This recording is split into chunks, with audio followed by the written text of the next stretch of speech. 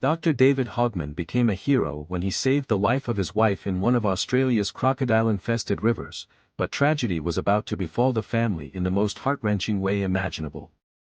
Hit like and subscribe. This is Info Side YT. 40-year-old Dr. David Hogman and his wife of 10 years, Jane, were both GPs living in Newcastle, New South Wales, Australia. They had 3 sons aged 7, 5, and 2.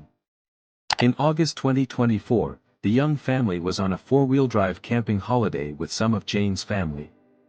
They had taken their vehicle along the Queensland coast. The trip was full of adventure, settling down under night skies full of stars, cooking in the open bush, stopping off for dips and waterholes, and admiring the beautiful scenery along the way. They had even made it to, and posed for a photo together at Cape York, the northernmost point of the Australian continent.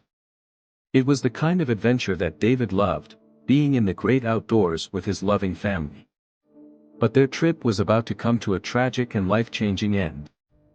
Along one of their many walks, the young family followed a well-trodden footpath along the Annan River, just outside Cooktown. It was Saturday, August 3, 2024.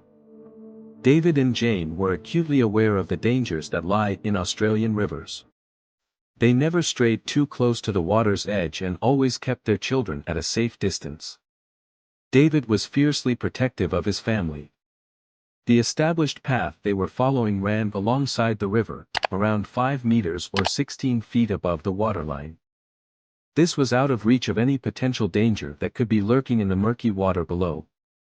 It was a glorious day, but there had been recent heavy rains, which had weakened the riverbank and the path that David and his family were now walking along.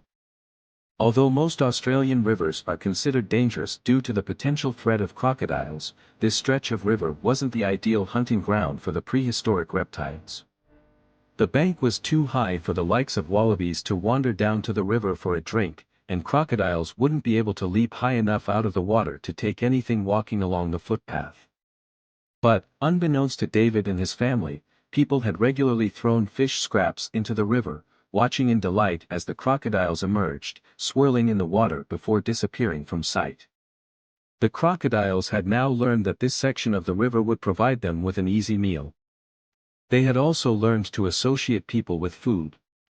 The path David had been walking on suddenly gave way. The riverbank had caved in beneath his feet. He was sent sliding down the riverbank, scraping himself as he slid over the rough terrain, and in a matter of seconds, he landed in the river. The cold water took his breath away, and he immediately scrambled to get himself out. In the desperate seconds that followed, Jane rushed forward along the footpath, pushing past her children and the other family members. She slid down the bank to her husband and immediately reached out. But just yards away, the splash had been noticed by something else. A 5-meter, 16-foot crocodile slowly swam toward the commotion. David and Jane hadn't seen it, but they knew that David was in serious danger, and they needed to get him out of the water quickly. Just a second later, the crocodile launched its attack, and David felt the crushing sensation of its powerful jaws around his wrist. In a split second, the father of 3 made the heroic decision to let go of his wife's arm. She was his only lifeline in those horrifying moments, but he knew that she would be pulled into the water if he didn't let go. He couldn't bear the thought of his 3 young boys growing up without parents. As he let go, the crocodile dragged him underwater. Jane screamed and watched in horror as David disappeared into the murky green-brown water. With the strongest bite force in the animal kingdom, there was no way David was getting out of its vice-like grip without some kind of miracle. He would have tried to fight back, trying to reach for the crocodile's vulnerabilities like its eyes and the tip of its snout, but fighting for breath at the same time, disoriented and in shock, his fight would have been short-lived. There was a swirl, a slight splash from the enormous animal's tail, and then all was still. It was as if nothing had happened. There was no continued struggle, no commotion, no reappearance of Jane's husband. In an instant, David was gone. Jane had to climb back up the bank to explain what had happened to her 7-, 5-, and 2-year-old sons. In an instant, their lives had changed forever. Emergency services scrambled to the Annan River Bridge just after 2 p.m. that afternoon, but there was nothing they could do. David was gone. A search ensued, looking for any trace of the much-loved family man. News spread of David's final selfless act to save his wife. It was an act that resonated with his family and friends. It was the kind of man he was, a genuinely kind-hearted soul who touched so many lives. What followed was an agonizing 2 days while the search for the crocodile and David continued along that stretch of river. The family was in shock and in mourning. The incredible family holiday that they had been planning for months had ended in the worst way imaginable.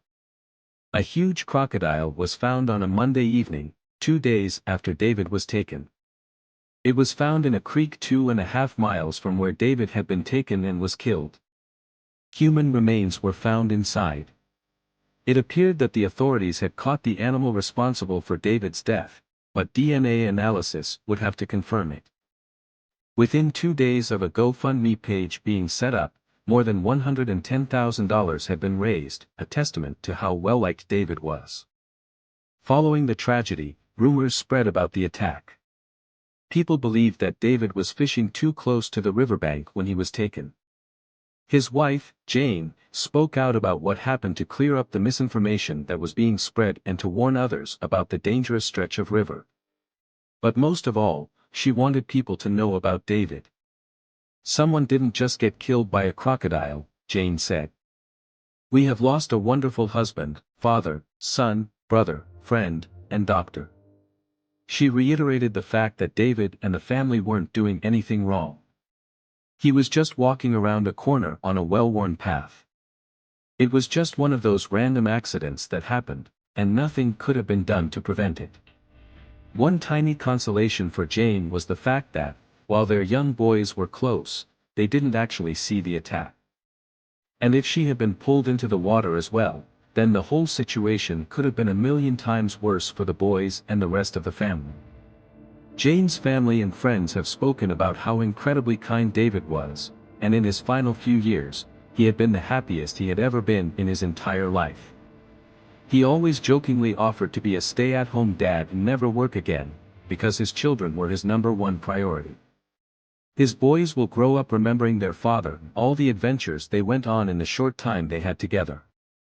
They will grow up knowing that their father was a hero, and only moments before he died, he couldn't have been happier.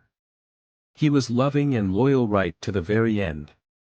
Unlock the mysteries of real stories. Hit subscribe and join us on a journey of endless discovery with InfoSide YT.